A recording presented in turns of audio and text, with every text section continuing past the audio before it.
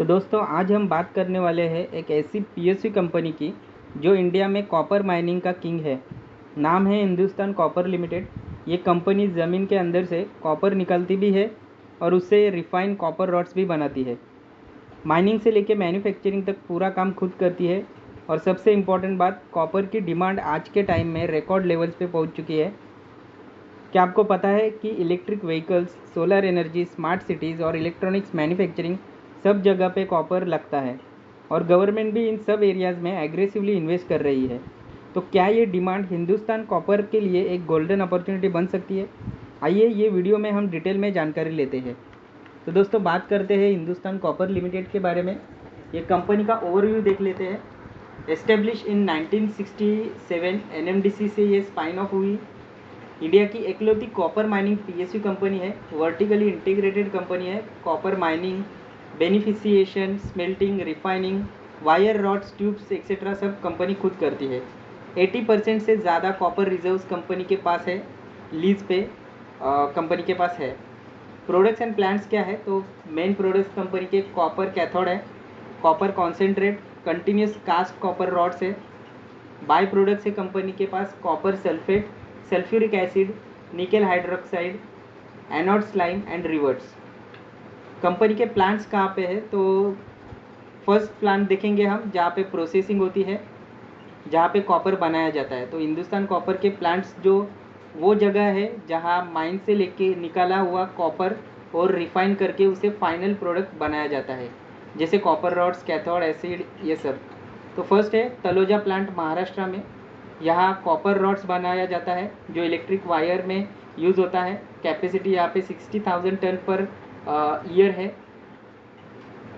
Then Ghatshila plant है झारखंड में। यहाँ पे कॉपर ओर का रिफाइनिंग और स्मेल्टिंग होता है। साथ ही बाय प्रोडक्ट्स भी बनाए जाते हैं यहाँ पे, जैसे सल्फ्यूरिक एसिड हो गया, एनोड स्लाइम हो गया। नेक्स्ट है झागाड़िया प्लांट गुजरात में। यहाँ भी कॉपर रिफाइनिंग होती है। वेस्टर्न इंडिया के इंडस्ट्रीज़ को यहाँ से सप्लाई किया जाता है। माइंस की बात करेंगे तो हिंदुस्तान कॉपर के माइंस वो जगह है जहाँ ज़मीन के अंदर से कॉपर और निकाला जाता है, ये और बाद में प्लांट्स में भेजा जाता है जहाँ प्रोसेसिंग किया जाता है। तो फर्स्ट माइन है मालंजी खंड माइन, मध्य प्रदेश में। सबसे बड़ा माइन है ये, ज़मीन के ऊपर से ओपन कास्ट है एंड कॉपर निकाला जाता है। खेतरी एंड कोलीहन माइन से राजस्थान में, ये अंडरग्राउंड माइन है। यहाँ अप्रैल 2025 में कोलीहन माइन का प्रोडक्शन दोबारा से चालू किया गया है। थर्ड है सुरदा माइन झारखंड में, घाटशिला के पास लोकेटेड है ये। एंड कंपनी राखा एंड केंडाडी माइन को भी दोबारा शुरू करने वाली है। अब कॉपर डिमांड की बात कर लेते हैं। तो वाई कॉपर का फ्यूचर ब्राइट क्यों है? देखो, government first of all sector wise जाते हैं दोस्तों। इलेक्ट्रॉनिक मैन्युफैक्चरिंग, आप सभी को पता है कि किस हद तक अपना इंडियन गवर्नमेंट जो है इलेक्ट्रॉनिक मैन्युफैक्चरिंग को बूस्ट कर रही है इंडिया में। हमने देखा कि गवर्नमेंट ने पीएलआई स्कीम्स भी लॉन्च किया है, मोबाइल के लिए, लैपटॉप, सेमीकंडक्टर्स के लिए, सबके लिए electronic, total electronic manufacturing sector के लिए पीएलआई स्कीम गवर्नमेंट ने लॉन्च किया है।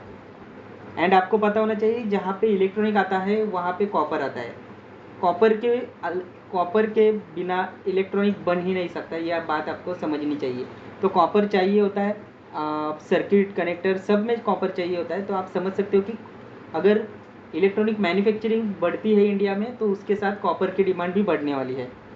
ईवी रिवॉल्यूशन हो रहा है। ईवी में कॉपर आईसी व्हीकल से 4 टाइम्स ज़्यादा लगता है। चार्जिंग स्टेशन, बैटरीज, मोटर, सब में कॉपर लगता है।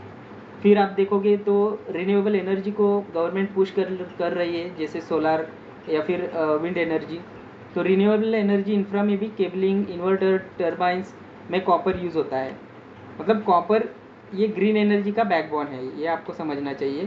कंज्यूमर ड्यूरेबल ग्रोथ जो है, एसी हो गया, फ्रिज, वॉशिंग मशीन, इसमें भी कॉपर ट्यूबिंग की ज़रूरत होती है।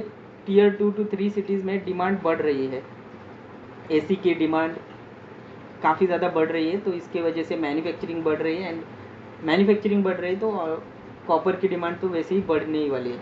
अर्बन इंफ्रास्ट्रक्चर इंडिया में बूस्ट हो रहा है। Metro, smart cities, power grid updates, सब में कॉपर यूज़ होता है। तो गवर्नमेंट का फोकस इलेक्ट्रॉनिक, ईवी, रिन्यूएबल पे है। और यहाँ पे फोकस होने के कारण क्या हो रहा है, कॉपर का डिमांड जो है लॉन्ग टर्म में सॉलिड ग्रो करेगा। रिसेंट स्ट्रैटेजिक डेवलपमेंट क्या हुई कंपनी में अप्रैल से लेकर जून 25 तक? 4 बड़े स्टेप्स हुए। सबसे पहला कोडेल्को जो चिली देश है इसके साथ एग्रीमेंट हुआ है। दुनिया की सबसे बड़ी कॉपर कंपनी है ये कोडेल्को। टेक नॉलेज शेयरिंग होने वाली है, बेनिफिशिएशन होने वाला है, माइनिंग का जेवी का स्कोप है, ठीक है। ग्लोबल क्रेडिबिलिटी का बूस्ट होने वाला है। कोल इंडिया के साथ एमओयू साइन किया है कंपनी ने, जॉइंटली कॉपर और क्रिटिकल मिनरल्स जो है ये एक्सप्लोर करने वाले हैं। इंटरनेशनल टाइप्स भी एक्सप्लोर करने वाले हैं। देन राइट्स के साथ एमओयू रिसेंटली साइन किया है जहाँ पे एक्सप्लोरेशन, लॉजिस्टिक, ऑक्शन बायडिंग ये सब में साथ में काम करने वाले हैं कंपनी। स्ट्रॉन्ग इंफ्रास्ट्रक्चर पुश होने वाला है। देन कोलियन माइंस का जो प्रोडक्शन है ये रिज्यूम किया गया है अप्रैल 2025 से। केतरी यूनिट का प्रोडक्शन दोबारा चालू हुआ है। नियर टर्म में प्रोडक्शन नंबर्स में भी इम्प्रूव होने वाले हैं। तो रिसेंट डेवलपमेंट काफ़ी ज़्यादा हुए हैं दोस्तों। तो ये बेसिस पे हम ये एक्सपेक्ट कर सकते हैं कि आने वाले फ्यूचर में कंपनी के फाइनेंशियल रिजल्ट्स जो है ये बढ़ने के चांसेस काफ़ी ज़्यादा है। रिसेंट फाइनेंशियल परफॉर्मेंस कैसा रहा है दोस्तों? तो मार्च 23 में सेल्स 560 था, मार्च 24 में 565 हो गया, मार्च 25 में 731 हो गया, ठीक है। देन नेट प्रॉफिट की बात करेंगे तो नेट प्रॉफिट 132 मार्च 23 में, 24 में 124, देन 25 में 191। तो कंटिन्यूस हमें सेल्स में भी एंड नेट प्रॉफिट में भी ग्रोथ देखने को मिल रही है। ऑपरेटिंग प्रॉफिट मार्जिन में यहाँ पे अप्स एंड डाउन्स दिखाई दिए हैं। मार्च 23 में 33%, 24 में फाइनेंशियल ईयर 24 में 40% एंड फाइनेंशियल ईयर 25 में 36% रहा है। Q4 ऑफ फाइनेंशियल ईयर 25 में highest ever revenue and profit यहाँ पे बुक हुआ है। ऑपरेटिंग प्रॉफिट मार्जिन स्टेबल है, 30% का रेंज है। EPS कॉन्स्टेंटली ग्रो हो रहा है। रिस्क क्या है? तो कॉपर के प्राइसेस जो है LME पर वॉलेटाइल होते हैं। इनपुट कॉस्ट लाइक कोल, इलेक्ट्रिसिटी हाई हो सकती है। रेगुलेटरी रिस्क है, माइनिंग ऑक्शंस परमिशन में डिले होता है एंड स्किल कॉन्ट्रैक्टर की शॉर्टेज अंडरग्राउंड माइंस के लिए होती है।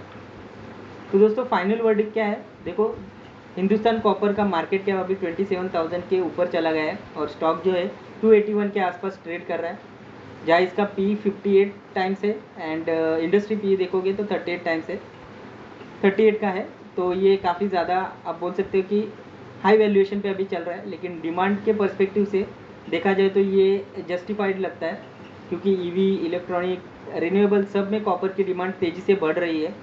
एंड कंपनी का ROC आप देखोगे 24% है, ROE 18.9% है, जो एक PSU के लिए स्ट्रॉन्ग फंडामेंटल्स दिखाते हैं।